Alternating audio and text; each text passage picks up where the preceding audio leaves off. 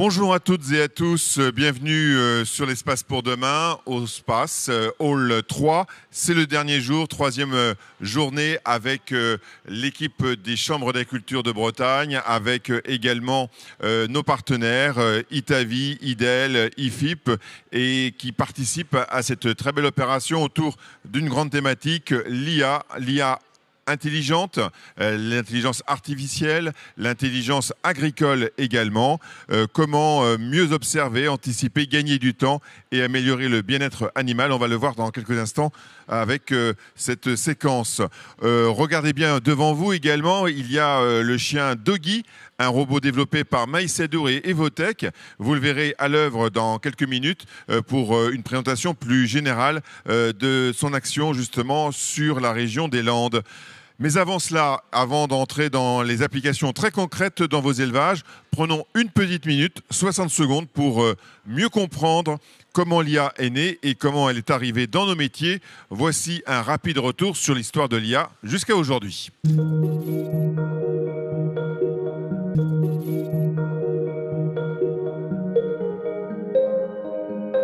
Intelligence artificielle ou IA, c'est l'ensemble des techniques développant des programmes informatiques complexes, capables de simuler certains traits de l'intelligence humaine. Alan Turing, mathématicien et cryptologue britannique, considéré comme le pionnier de l'IA. La conférence de Dartmouth considérée comme l'acte de naissance de l'intelligence artificielle en tant que domaine de recherche autonome. Deep Blue est un supercalculateur d'IBM. Il possède une base de données capable de calculer 100 millions de coups par seconde. Il bat Kasparov, champion du monde en titre. Les avancées technologiques dont le développement des capacités de calcul et la masse des données disponibles rendent possible l'IA moderne. Et parmi les branches de l'IA, la plus importante notamment dans le milieu agricole est celle du machine learning, que l'on peut traduire par apprentissage automatique.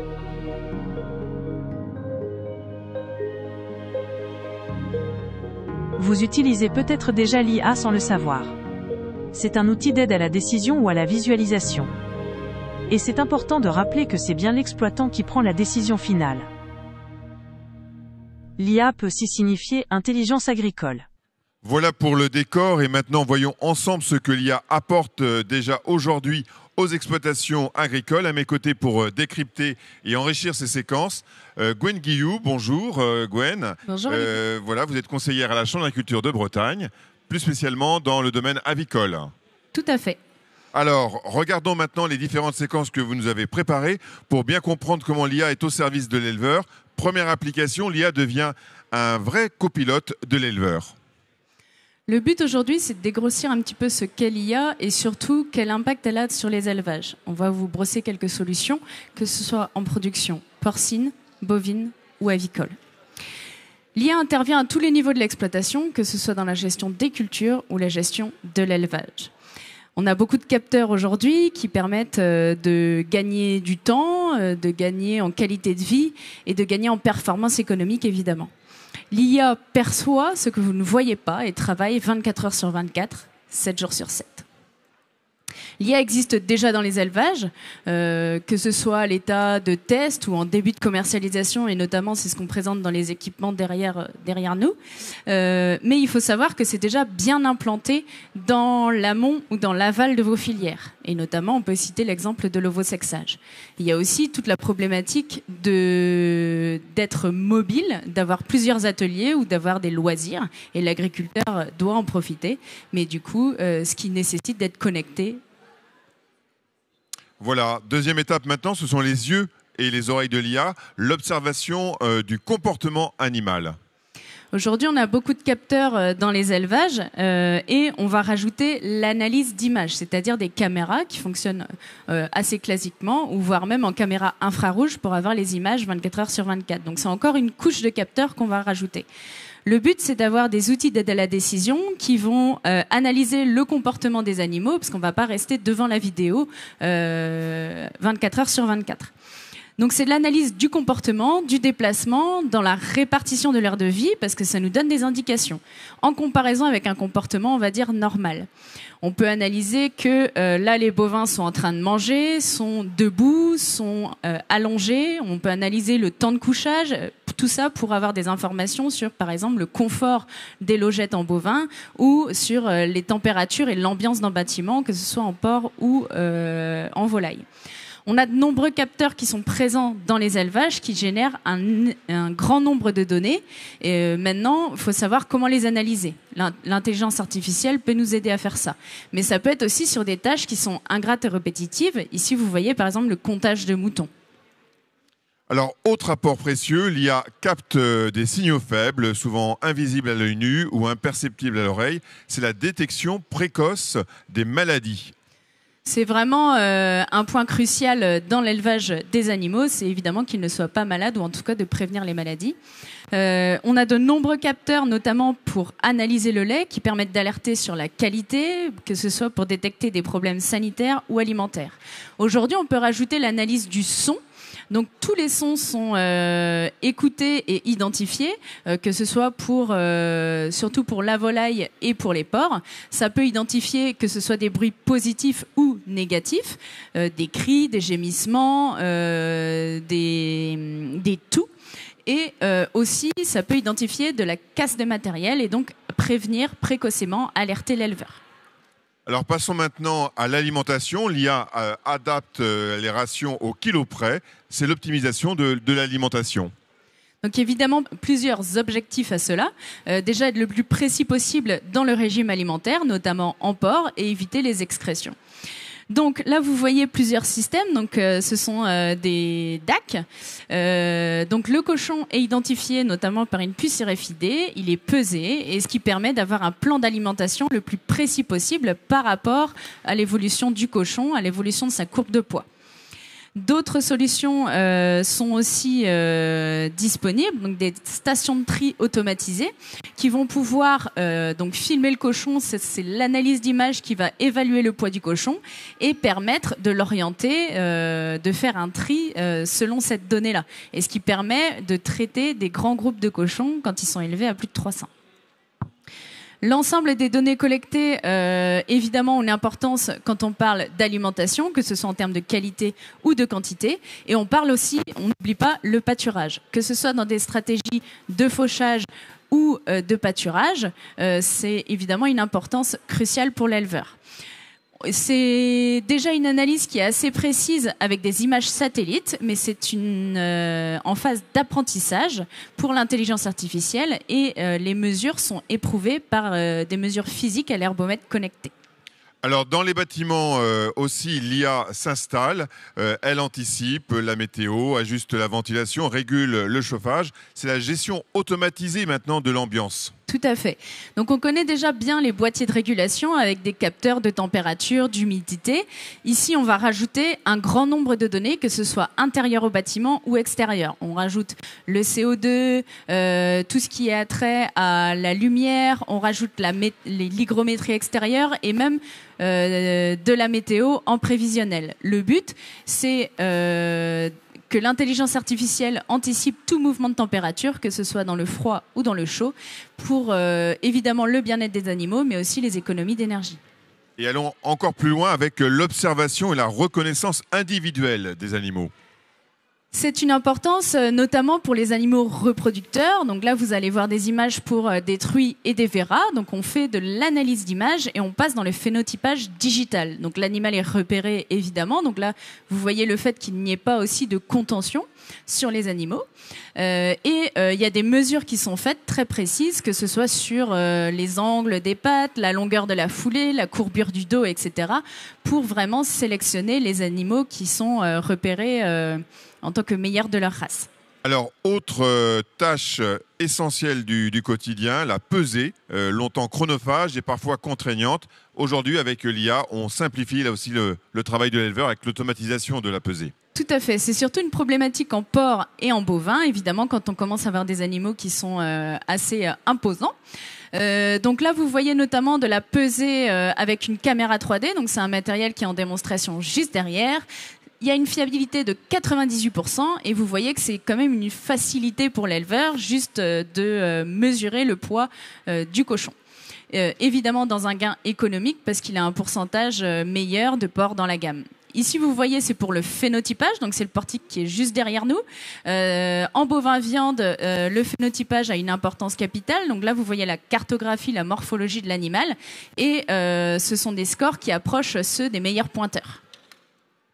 Allons maintenant sur un autre sujet qui est vraiment connexe à celui-ci, c'est l'amélioration globale des conditions de travail, avec quelques exemples. Cette thématique est intéressante cette année parce que ça touche toutes les productions. Ici, on va partir sur la filière œufs. Vous voyez que les œufs arrivent et il y a de nombreux critères qui font qu'il y a de la déclassification des œufs, que ce soit les fuites, les cassures ou la taille des œufs. Et là, le tri est fait automatiquement, alors que initialement, c'est quelqu'un qui le fait visuellement en triant les œufs manuellement. Sortons maintenant un instant des bâtiments pour aller dans les champs. Là aussi, l'IA s'applique aux cultures avec drones, satellites et autres matériels pour notamment de la pulvérisation localisée. Donc complémentaire aux solutions qu'on a développées juste avant, évidemment, ça touche les cultures. C'est bien connu sur la fertilisation, notamment avec l'imagerie satellite. Et c'est notamment une proposition de service qu'on fait avec Messatimage de la Chambre d'agriculture. Le but, c'est de réduire les quantités d'engrais apportés à la parcelle et évidemment de faire des économies et de penser aussi à l'environnement et à l'écologie. Mais la station de Kerguelen, qui est notre station XP, va plus loin, notamment dans les différentes solutions intégrant de l'intelligence artificielle au service de l'éleveur. Et on va parler de désherbage. Évidemment, le but, c'est d'aller vers de désherbage mécanique, mais quand les produits phytosanitaires sont nécessaires, le but, c'est d'en utiliser le moins possible. Plusieurs objectifs à ça qui sont assez évidents, le côté sanitaire, le côté environnemental et le côté économique pour l'éleveur. Ça se passe en plusieurs étapes. Donc là, vous avez le passage de drone qui permet une cartographie très précise de la parcelle, de l'ordre du 2 mm. La cartographie est interprétée, notamment pour repérer vraiment l'emplacement des différentes adventices, le taux de couverture ou vraiment l'emplacement précis des chardons et des rumex. Ensuite, la carto est intégrée au pulvérisateur et le pulvérisateur peut vraiment être très précis au buse-à-buse, comme vous le voyez sur l'image. Alors maintenant, si on met bout à bout tous ces éléments, à quoi ressemblera l'exploitation de demain? On va le voir en images et avec vos commentaires, Gwen. L'exploitation de demain, c'est celle qui conservera les éleveurs d'aujourd'hui et qui en attirera d'autres. Les technologies sont vraiment importantes et aujourd'hui, on voit bien qu'il y a de nombreux capteurs, de nombreuses informations qui proviennent des élevages. Le but aujourd'hui, c'est de pouvoir les traiter, les digérer et de prendre des décisions avec. L'intelligence artificielle va nous permettre d'intégrer de nouvelles informations, notamment l'image, le son, comme on l'a présenté initialement. Mais ça touche aussi tous les métiers de conseil. Là, vous voyez la télémédecine vétérinaire. Donc là, le but, c'est soit de former et d'avoir un appui technique pour les jeunes vétérinaires ou d'avoir un avis d'experts qui se trouve à l'autre bout de la France. C'est aussi en raison de la problématique de résoudre la problématique de distance entre les fermes et les cabinets vétérinaires. Merci Gwen, on va vous laisser rejoindre pour un petit duplex dans quelques instants sur le pôle Expo pour nous présenter d'autres matériels en lien avec l'IA. Et comme promis, place maintenant à notre invité spécial, c'est Edogi, un chien robot dédié à la filière volaille, présenté et proposé ici quasi en exclusivité par Maïs Sadour et Evotech. C'est votre premier grand salon, je crois, hein, ici. Oui, c'est notre premier grand salon, c'est la règle. Voilà, avec en plus, au final, un InnovSpace et 3 étoiles pour cette innovation qui est encore en cours. Vous n'avez pas terminé encore totalement la partie expérimentation. Voilà, on termine la partie recherche qui consiste à finir de mettre en place l'intelligence artificielle. Donc on a déjà la première brique qui est de se repérer dans un parcours, comprendre où est-ce que sont les cabanes. Et la deuxième brique, c'est repérer les poulets. Et puis pouvoir les faire se diriger dans les cabanes. Et donc là, les expérimentations sur le terrain commencent la semaine prochaine. Donc, Voilà. Alors, pour bien préciser le projet, l'idée avec ce chien, c'est qu'il puisse alléger la tâche de l'éleveur, au moins 1h30 à 2h par jour, le soir, voilà, pour ramasser les volailles. Voilà, donc ce qui se passe, c'est que les éleveurs de volailles liberté ont plusieurs cabanes de 60 mètres carrés dans lesquelles il y a à peu près 1000 poulets. Et tous les soirs, il faut rentrer les poulets parce que ce sont des cabanes qui sont sur des parcours d'élevage non clôturés, donc de liberté totale. Et donc, pour être sûr de retrouver les poulets le lendemain matin, il faut fermer les cabanes, il faut les rentrer. Et si l'hiver, ça se passe relativement rapidement parce qu'il fait froid et qu'il pleut, ou pas, qu'il fait froid humide, l'été, les éleveurs peuvent passer plus d'1h30, 2h à faire rentrer les poulets parce que c'est comme nous, ils veulent rester en terrasse. Donc voilà. Et alors là, vous êtes bien sûr avec une télécommande parce que nous sommes dans un environnement spécifique. C'est un salon avec beaucoup de public, donc il n'est pas obligatoirement habitué, il n'a pas été entraîné spécialement pour le space. Non, mais c'est peut-être une idée, on verra. Voilà, ça sera une idée d'animation complémentaire. Mais toujours est-il que là, il est d'ordinaire en totale liberté, c'est-à-dire qu'il fonctionne sans télécommande. L'éleveur peut aller, entre guillemets, se coucher, manière de parler, et le robot agit seul. Hein. Voilà, tout à fait. Il sera totalement autonome sur l'élevage. Il fera le boulot et puis il enverra une notification en indiquant que ça s'est bien passé. Et comment le robot interagit avec l'éleveur? Il lui donne uniquement un résultat au final. Est-ce que l'éleveur peut le faire évoluer dans ses tâches ou pas du tout? Alors, ça sera un système de notification. Après, on verra s'il y a d'autres fonctionnalités qu'on développe au fur et à mesure. Mais pour l'instant, la tâche première qu'on lui donne, c'est de rentrer les poulets. Oui. Il y aura une tâche aussi sur l'effarouchage. Donc ça, on pourra peut-être alerter qu'on a reçu un animal un peu bizarre sur les... Oui, il peut un peu continuer son travail après avoir ramené toutes les poules. Voilà. Hein, et assurer, entre guillemets, la surveillance en cas de nuisible. Voilà, c'est l'idée. Ok, très bien. Merci pour ces précisions. Vous avez donc travaillé avec une société, une jeune start-up spécialisée dans les automatismes et ce type de robots. Et donc, avec le groupe Maïsadour, Evotech, a développé ce robot chien qui montre comment on peut améliorer la robotique avec de l'IA, des millions de données qui sont collectées, qui permettent de faire bouger et avancer de manière la plus intelligente possible cet automate. Voilà, donc Evotech, c'est plus une start-up, ils ont plus de 10 ans. Alors apparemment, c'est plus une start-up, oui. Mais c'est une entreprise landaise, donc c'est local, c'est national. Voilà. C'est une petite structure, on va dire. C'est une petite structure très agile qui a des activités dans le domaine de la défense, sécurité, donc il fait des drones et des robots chiens. Et c'est justement quand Anthony, un des cofondateurs, présentait le robot chien pour le déminage pendant les Jeux Olympiques de Paris, que je lui ai demandé s'il ne pouvait pas rentrer les poulets à tout hasard. Donc voilà. C'est une belle collaboration locale, landaise. Très bien, et qui pourra peut-être se développer sur ce sujet-là ou sur d'autres sujets liés au monde de l'agriculture. Merci en tout cas Laetitia et à l'équipe Maïsadour Evotech, Laurent Audouin aussi qui était à nos côtés, direction régionale Maïsadour, pour votre venue ici sur l'Espace pour demain, pour la présentation de ce robot qui a énormément marqué les médias, également tous les visiteurs ici présents, et qui encore une fois montre l'évolution à terme de toute cette utilisation d'IA. Prochain grand moment, ce sera la robotique. Ne l'oublions pas, on a besoin d'énormément de données pour améliorer encore la robotique, et ce sera encore une nouvelle évolution dans ce domaine-là pour le monde de l'élevage, dans tous les autres domaines, mais également dans le monde de l'élevage qui utilise beaucoup de robots. Merci encore Laetitia. On va rejoindre maintenant à nos côtés Gwen Guillou qui doit être donc sur l'espace Pôle Expo, et vous avez d'autres matériels à nous présenter, Gwen. Tout à fait. Le but, c'est de présenter les matériels qui touchent l'aviculture. Donc là, je vais vous présenter 2 matériels qui traitent de la donnée, notamment celui-ci. Donc c'est une tour avec beaucoup de capteurs, et notamment des capteurs dont on n'a pas forcément beaucoup vu en élevage, notamment la boule noire qui traite tout ce qui est luminosité.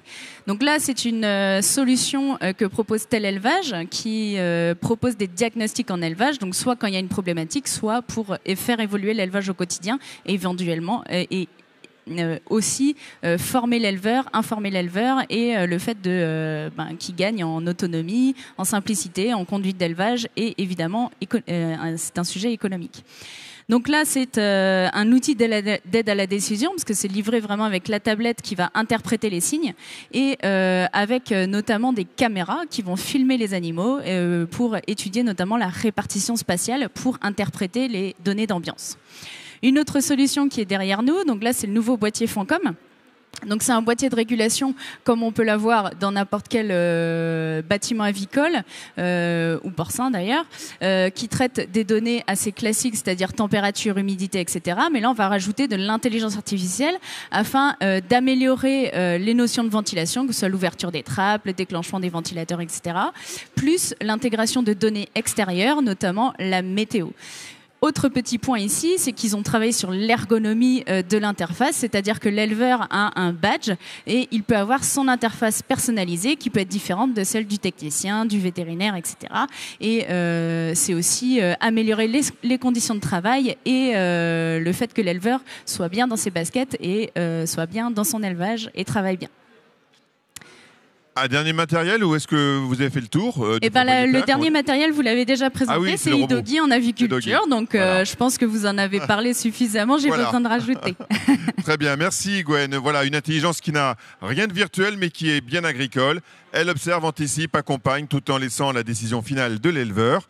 Voilà, merci à nos partenaires scientifiques et techniques, l'IFIP, l'IDEL, Itavi, ainsi qu'au SPACE qui chaque année conçoit l'espace pour demain, avec l'appui éditorial des conseillers chambres et de Sylvie Conan qui est de la baguette de cette opération, la Chambre d'agriculture de Bretagne. Un grand merci également aux exposants qui rendent ces innovations concrètes, à Serva, Coperle, Detecvel, Fancom, Yoti, Maïsadour et Télélevage. Voilà, l'aventure continue ici sur l'espace pour demain. Bonne journée à vous.